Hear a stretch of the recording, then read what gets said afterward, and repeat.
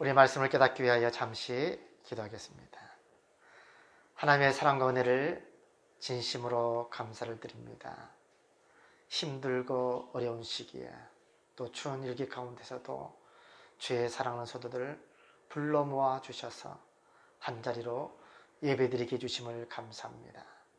이 시간 주의 말씀을 듣기 위하여 나왔사오니 하늘의 말씀, 신령한 말씀으로 이 시간 주의 사랑하는 주의 백성들, 주의 자녀들 먹여 주옵소서.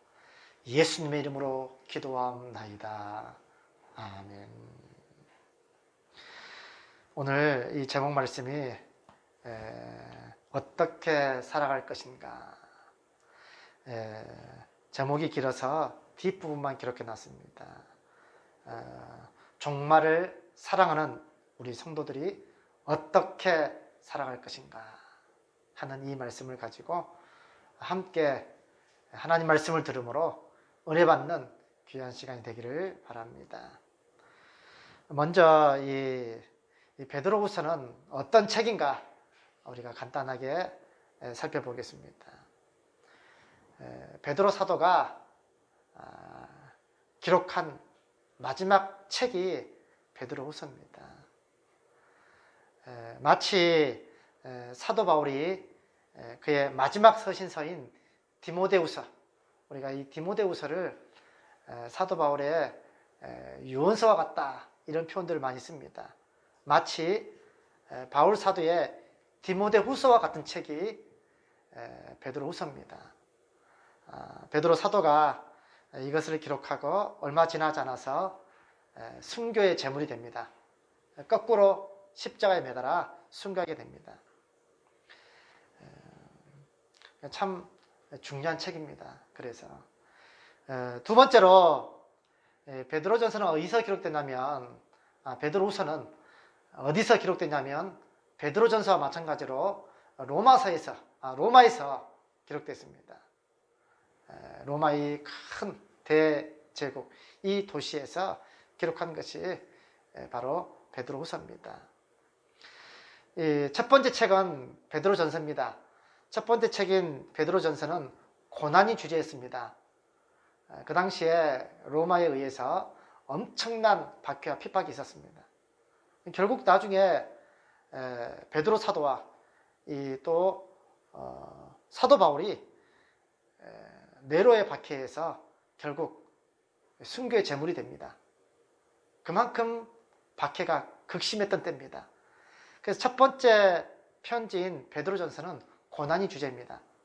그러한 고난이 올지라도 이상한 일을 당하는 것처럼 이상히 여기지 말아라. 오히려 고난이 오면 하나님께 영광을 돌려라. 그래서 베드로전서는 고난이 주제입니다. 그런데 이 베드로 후서의 주제는 뭐냐면 거짓 교사들에 대한 경고가 주제입니다. 제가 66권 성경책을 다 볼 때 거짓 선지자들에 대해서 또 거짓 교사들에서 가장 신랄하게 비판한 곳이 바로 베드로후서입니다. 정말 적나라하게 강력하게 비판합니다. 이게 베드로후서입니다. 그 당시에 거짓 교사들의 주장이 뭐였냐면 기독교적인 윤리를 무시해도 괜찮다라고 하는 겁니다. 한마디로 말하면 도덕 폐기론을 주장했습니다. 이거는 영지주의자들의 영향입니다. 그 당시에 최고로 큰 이단입니다. 영지주의자들의 이단이 주장하는 게 뭐냐면 이 영은 하나님 계신 곳, 그리고 영은 거룩하고 육은 속되다는 겁니다. 물과 기름이 섞이지 않는 것처럼, 빛과 어둠이 섞이지 않는 것처럼 섞일 수 없는 겁니다. 이게 헬라의 그런 철학에 많은 영향을 받습니다. 그런 영향으로. 옛날에 그리스 신화에 보면 신들은 절대로 인간 세상에 관여하면 안 됩니다. 그게 그리스 신화의 사상입니다. 인간들이 불쌍하대서 어느 신인지 모릅니다. 그 신이 우리 인간들에게 불을 갖다 줍니다. 불을. 그래서 그 신은 그 제우스 신에 의해서 날마다 어떤 형벌을 받냐면 이렇게 묶여가지고 독수리가 날아와서 매일 심장을 파먹습니다. 그래서 심장 파먹으면 또 그 다음날 되면 심장이 또 살아나고 매일 그런 고통을 당하는 겁니다. 신들은 인간 세상에 관여하면 안 됩니다. 그러한 영향을 받은 겁니다. 영지주의도 그러한 영향을 받은 겁니다. 그러한 영향을. 근데 특히 영지주의자들은 영은 거룩하고 육은 속되기 때문에 육이 어떻게 살아도 어쩔 수 없는 거라는 겁니다. 이러한 영향 때문에 두 가지, 한 줄기에서 두 가지가 나옵니다. 그게 금욕주의입니다.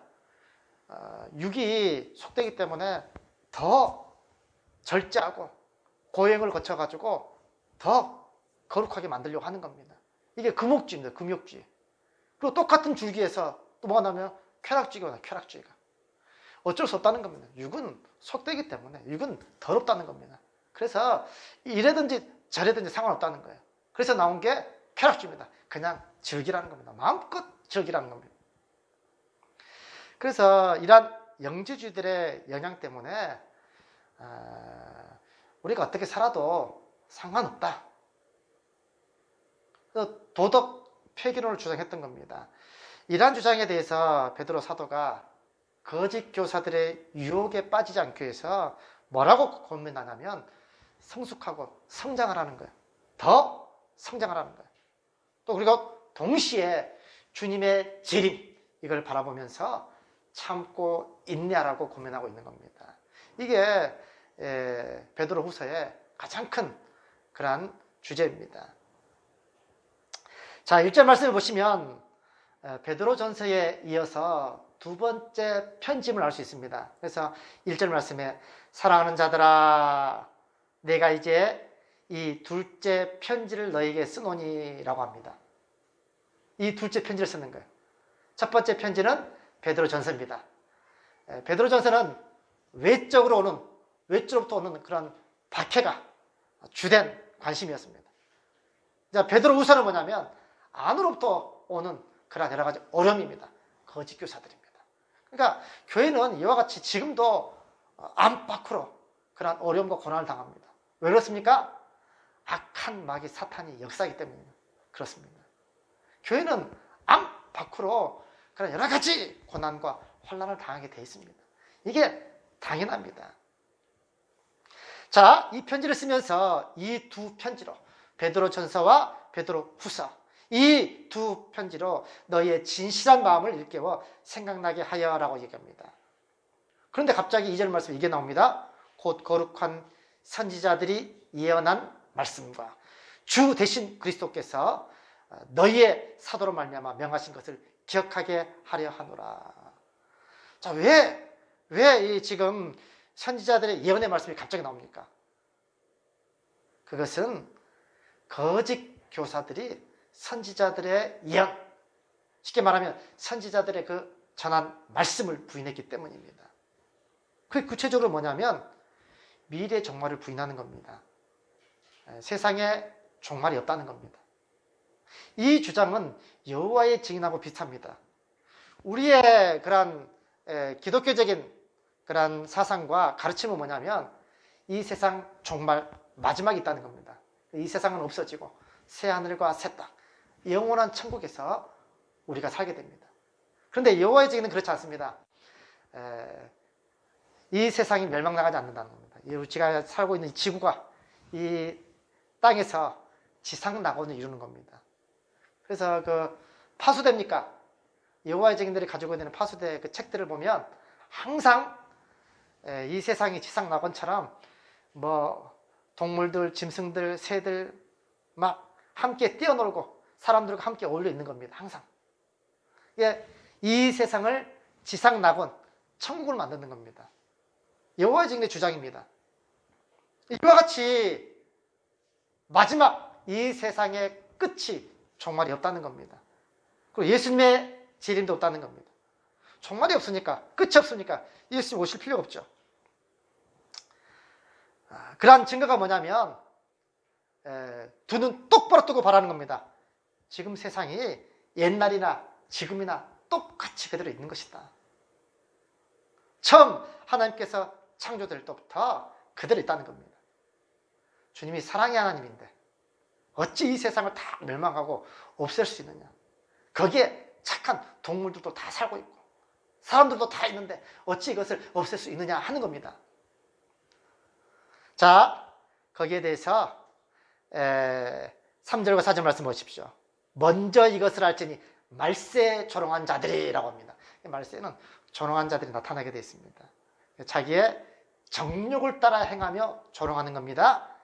이르되 주께서 강림하신다는 약속이 어디 있느냐 하는 거예요. 주님의 재림이 어디 있느냐? 없다는 겁니다. 그리고 또 조상들의 잔으로부터 지금까지 만물이 창조될 때와 똑같이 그대로 있느니라 하는 겁니다. 베드로 사도는 거기에 대해서 6절과 7절 말씀에 반박을 하는 겁니다. 그들이 일부러 잊기 위해서 정말 이 일부러 잊으려 함이로다. 믿지 않는 사람들은 천국과 지옥을 믿지 않습니다. 특히 천국이 있다는 사실, 지옥이 있다는 사실 절대로 믿지 않습니다. 믿고 싶지 않은 겁니다. 있어서는 안 됩니다. 자기들은. 왜 그렇습니까? 자기들은 지옥에 가기 때문입니다. 그래서 자기들은 절대로 천국과 지옥이 있으면 안 됩니다. 믿고 싶지 않습니다. 있으면 믿는 사람들은 천국 가고 자기들은 지옥에 가기 때문입니다. 그러나 성경은 천국과 지옥이 반드시 있다라고 말씀해주고 있습니다. 자, 이와 같이 이들이 믿고 싶지 않은 겁니다. 세상의 마지막 멸망, 재림. 거기에 대해서 베드로 사도가 그들이 일부러 잊으려 함이로다. 그러나 세상은 심판이 왔다는 거죠. 첫 번째 심판이 물의 심판입니다. 이로 말미암아 그때에 노아 시대입니다. 세상은 물이 넘침으로 멸망하였으되라고 얘기합니다. 노아의 시대는 물로 멸망합니다. 하나님께서 물로 멸망시키셨던 그 하나님은 이 마지막 때 이제는 불로 이 세상을 심판하실 것이다 라고 말하는 겁니다. 그래서 7절 말씀에 이제 하늘과 땅은 그 동일한 말씀으로 불사르기 위하여 지금 보호하신 바 되었다. 불사르기 위하여 쉽게 말하면 지금 준비되었다라고 이야기하는 겁니다. 물론 이것은 있습니다. 오랫동안 주님이 오시지 않은 것에 대해서 왜 오랫동안 오시지 않았느냐? 이 문제에 대해서도 베드로 사도가 얘기합니다. 그것이 하루가 천년 같고 천년이 하루 같다는 이 사실을 기억하라 하면서 하나님께서는 어떤 이들이 말하는 것처럼 더디다고 생각하는 것처럼 더딘 것이 아니라 어떻다고요? 오직 주께서는 너희를 대하여 오래 참으사 아무도 멸망하지 아니하고 다 회개하게 이르기를 원하시느니라.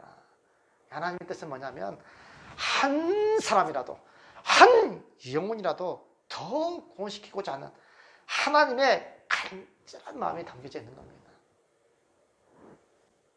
자, 10절에 보면 그랬어요. 그러나 하는 거죠. 그러나 주의 날이 반드시 도둑같이 오리니라고 얘기합니다. 그래서 오셔서 이 하늘이 큰 소리로 떠나가고 물질이 뜨거운 불에 풀어지고 땅과 그 중에 있는 모든 일이 드러나리로다. 마지막에는 이와 같이 하나님께서 주님께서 재림하셔서 이 세상을 심판하시리라 하는 겁니다. 성경에 예수님께서 주님께서 도적같이 오리라 하신 말씀이 많이 있습니다. 특히 예수님께서 마태복음 24장 종말장이죠. 거기에 비슷한 말씀을 하세요. 그러므로 껴있으라. 어느 날에 너희 주가 임할는지 너희가 알지 못한다. 그러면서 만일 집 주인이 도둑이 어느 시각에 올 줄 알았더라면 깨어있어 그 집을 뚫지 못하게 하였으리라. 어떻게 오신다고요? 예수님은요. 그래서 아무도 모르게 도둑같이 오시리라 하는 겁니다. 이 말씀의 근거를 의해서 베드로 사도 바울은 이렇게 말하는 거죠. 데살로니가전서 5장 2절에 주의 날이 밤에 도둑같이 이룰 줄을 너희 자신이 자세히 안다라고 얘기해요. 그래서 우리도 그렇게 알고 있습니다. 주께서 어떻게 임하십니까? 아무도 모르게 도둑같이 임하십니다. 누구도 몰라요. 천사들도 모르고 심지어는 아들도 모르고 아버지만 아시느니라. 이와 같이 갑작스럽게 누구도 생각하지 못한 시간에 그렇게 임하게 되실 것입니다. 그리고 예수님께서 부활하셔서 영광의 몸으로 계실 때 요한계시록 보면 2번이나 이게 기록되어 있습니다. 뭐라고 되어 있냐면 요한계시록 3장 3절에도 내가 도둑같이 이르니 이런 말씀이 있고 16장 15절에 말씀이 있습니다. 특히 보라 내가 도둑같이 오리니 라고 얘기해요. 이 말씀의 의미는 정말로 누구도 예상치 못하게 누구도 모르게 갑작스럽게 주님의 재림이 임하신다는 겁니다. 예수님께서 그렇게 말씀하십니다. 번개가 이쪽에서 번쩍이고 저쪽에서 번쩍이고 하는 것처럼 주의 임하심도 이와 같으리라. 그러니까 뭐 준비를 해가지고 빵빠레 해가지고 다 보면 온다? 누가 뭐가 이상해? 오는 것 같다? 이래서 임하는 게 아닙니다. 순식간에 갑자기 쫙 임하게 될 겁니다. 번개가 이쪽에서 번쩍이고 저쪽에서 번쩍임 같이 갑작스럽게 임하게 될 겁니다. 이 말씀 뭐냐? 중요한 게 뭐냐면 그러나는 거야. 그러나 반드시 주님께서 도적같이 오시자는 겁니다. 자, 그렇다면 정말 이 베드로 사도가 자기의 이러한 죽음이 임박했음을 느꼈습니다. 성도들에게 종말을 사랑하는 성도들이 그렇다면 어떻게 살아갈 것인가? 그가 마지막에 이것을 유언과 같이 말씀하는 겁니다. 그래서 이 말씀이 정말 중요한 겁니다. 이 마지막을 살아가는 정말 이 종말을 살아온 우리가 이러한 종말의 현상들을 바라보고 있는 겁니다. 저는 정말 성경 말씀을 믿지만 어떤 의심이 있었냐면 성경에 3분의 1이 막 이렇게 불살라지고 3분의 1이 막 죽임을 당하고 전염병으로 요한계시록에 기록이 되어 있거든요. 아니 아무리 그래도 요즘에는 의학이 너무 발달했잖아요. 그래서 이게 비유적으로 말씀하신 걸까? 아니면 어느 한 구석에서 이렇게 그런 일이 일어나나? 이럴 수도 있겠다. 그런데 정말 전 세계가 영향을 미칠 정도로 지금 코로나 바이러스로 가는 엄청난 그런 재난이 일어나고 있습니다. 저는 요한계시록을 강의했기 때문에 그 말씀하고 매치가 되면서 어떨 때는 소름이 돋아요. 와. 그리고 또 하나 올해입니까 작년입니까? 호주에서 불 난 거야. 그런 호주에서 불 나고 또 말레이시아에서도 엄청난 큰 불이 나고 미국에서도 불이 나고 한 해 동안 일어난 거야. 한 해 동안에. 호주에서 불 난 게 몇 개월이나 6개월 불이 났습니까? 한번 찾아봐야 되겠는데 엄청난 대재앙입니다. 그리고 조류, 돼지, 짐승들에게까지도 지금 전염병이 엄청나게 일어나고 있습니다. 요한계시록에 그대로 기록되어 있거든요. 첫째 기근과 지진이 있으리라. 이 몇 년 사이에 엄청난 지진들이 계속해서 일어나고 있습니다. 그리고 또 큰 화산이 폭발할 것이다. 지금 많은 그 지질학자들이 지금 예상하고 있습니다. 백두산도 마찬가지입니다. 이것도 터지면 엄청나게 크게 터질 거라고 예상하고 있습니다. 지금. 우리 이런 것을 바라보면서 이 종말을 살아가고 있는 성도들이 어떻게 살아갈 것인가? 정말 중요한 말씀이다 저는 믿습니다. 그게 11절 말씀 이렇게 기록됐습니다. 이 모든 것이 이렇게 풀어지는데 너희가 이러한 종말을 살아가는 사람으로서 어떠한 사람이 되어야 마땅하냐? 이런 종말을 살아가는 사람으로서 어떤 사람이 되어야 마땅하냐? 사실 우리들도 지금 피부로 와 닿지만 우리보다는 지금 베드로 사도가 기록했던 그 당시가 더 피부로 와 닿았을 겁니다. 왜냐하면 눈앞에서 엄청난 박해와 핍박을 당하는 겁니다. 가족 중에 누구가, 교인 중에 누구가 가서 십자가의 체험을 당하고 로마의 원형극장에서 동물들의 밥이 되고 거기에 또 네로 황제 시대는 그 궁궐까지 들어오는 이 길을 사람을 촛불 대용으로 사용했다고 그래요. 거기에다 기름을 묻혀가지고요. 사람을 갖다가 밤을 밝히는 사람이 촛불 대용이었다고 그래요. 어떻게 그러한 일이 있을 수 있습니까? 그것을 바라보는 가족과 형제들은 어떻게 생각하겠어요? 어떤 성도들은 그래서 톡을 해서 지냅니다. 그러니까 지금 베드로 사도가 이 종말을 사랑하는 성도들이 그러한 가운데 어떻게 살아갈 것인가, 이 말씀이 정말 피부에 와 닿았을 겁니다. 그 첫 번째가 뭐냐면 거룩한 행실을 가지고 살아라는 겁니다. 이것은 이때만 강조한 게 아니에요. 베드로 사도가 정말 많이 강조했던 게 뭐냐면 거룩한 행실입니다. 예, 베드로전서 1장 15절 말씀에 보면 오직 너희를 부르신 거룩한 이처럼 너희도 모든 행실에 거룩한 자가 되라 그래요. 거룩한 행실입니다. 거룩한 자가 되라. 그리고 베드로전서 2장 12절 말씀에 너희가 이방인 중에서 행실을 선하게 가져. 세상 가운데서, 이방인이라고 하는 그런 세상 가운데서 행실을 선하게 가지라는 겁니다. 너희 선한 일을 보고 오시는 날에 하나님께 영광을 돌리게 하려 함이라. 또 베드로전서 3장 16절 말씀에 선한 양심을 가지라 그래요. 정말 예수 믿는 사람들은 정직해야 됩니다. 예수 믿는 사람들이 거짓말하고 이러면 나중에 그것이 들통나갑니다. 하나님의 영광을 가리는 겁니다. 예수 믿는 사람들이 거짓말한다고. 정말 예수 믿는 사람이 정직해야 됩니다. 그래서 이 베드로 사도가 그냥 한 번에 이렇게 강조한 게 아닙니다. 거룩한 행실, 이 삶은 정말 계속해서 강조하고 있었던 말씀입니다. 그래서 첫 번째가 뭐냐면 거룩한 행실입니다. 행실을 거룩하게 가져라는 거예요. 그리고 심지어는 이런 말씀 있죠?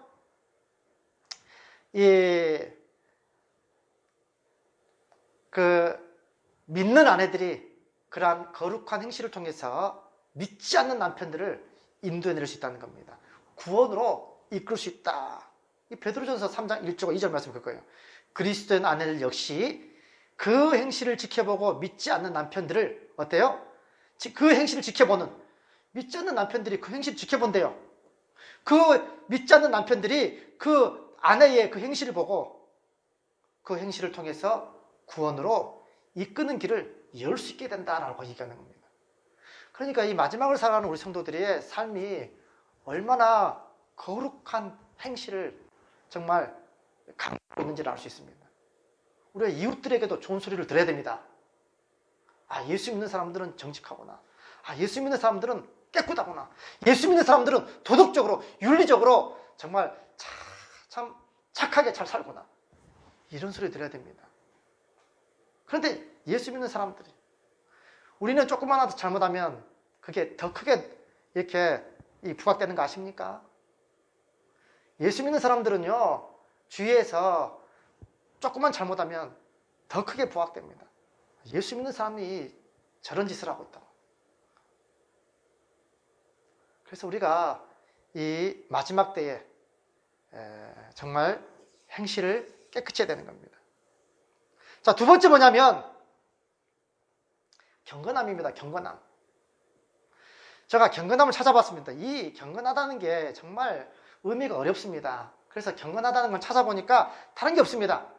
뭐라고 되어 있냐면 찾아보니까 좋은 예배, 제대로 드리는 예배를 말하는 예배를.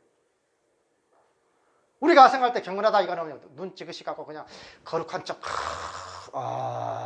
이게 거룩이 아니라는 겁니다. 바로 예배입니다. 예배. 물론 우리가 이 드리는 예배도 예배지만 우리의 삶이 예배가 되는 거예요.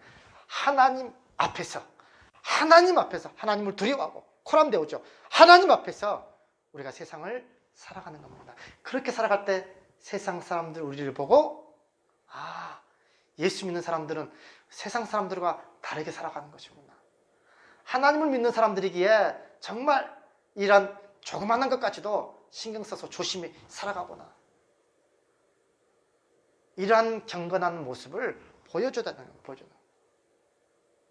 마지막 종말을 살아가는 성도들이 어떻게 살아갈 것인가. 마지막 말씀이 바로 주의 재림을 간절히 사모하는 겁니다. 그렇게 살아가라는 겁니다. 자, 12절 말씀입니다. 하나님의 날이 임하기를 바라보고 간절히 사모하라. 사실 우리의 믿음의 선진들은 모두가 다 이렇게 주님의 오심을 간절히 사모하고 고대했습니다. 우리 믿음의 선진들의 삶이 그랬습니다. 참 주님의 오심을 간절히 기대했습니다. 또 그 말씀 속에 그 의미가 어떤 말이 내포되어 있냐면, 삶이 편안했습니까? 삶이 힘들고 고달팠을까요? 힘들고 고달팠죠. 십자가의 길이고 정말 고난의 길이었습니다. 하루하루의 삶이 너무너무 힘겨웠습니다. 주님이 오시기를 간절히 고대한 거예요. 삶이 너무 편안하면, 세상이 너무 살판났어요. 너무 좋으면 주님이 오시면 됩니까? 좀 더디어 오십시오. 세상이 너무나 좋습니다. 너무나 행복합니다. 이런 세상이 더할 나위 없이 너무 좋습니다. 그러면 주님 오시면 안 돼요. 그런데 믿음의 선진들은 주님의 오심을 간절히 고대한 겁니다. 왜? 이 세상이 너무나 핍박과 혼란이 많기 때문입니다. 그래서 우리 손양원 목사님이 유명한 시죠. 주님 고대가 낮에나 밤에나 눈물 머금고 내 주님 오시기만 고대합니다. 가실 때 다시 오마 하신 예수님, 오 주여 언제나 오시렵니까? 고적하고 쓸쓸한 빈들판에서 희미한 등불만 밝히여 놓고 오실 줄만 고대하고 기다리오니, 오 주여 언제나 오시렵니까? 우리 같이 찬양할까요? 먼 하늘 이 구름만 떠도 상한 구름만 떠 행여나 내 주님 오시는가에, 행여나 내 주님 오시는가. 머리 들고 멀리 멀리 바라보는 마음, 머리 들고 멀리 멀리 바라보는 오 주여 언제 나오시렵니까? 오 주여 언제나 오시렵니까?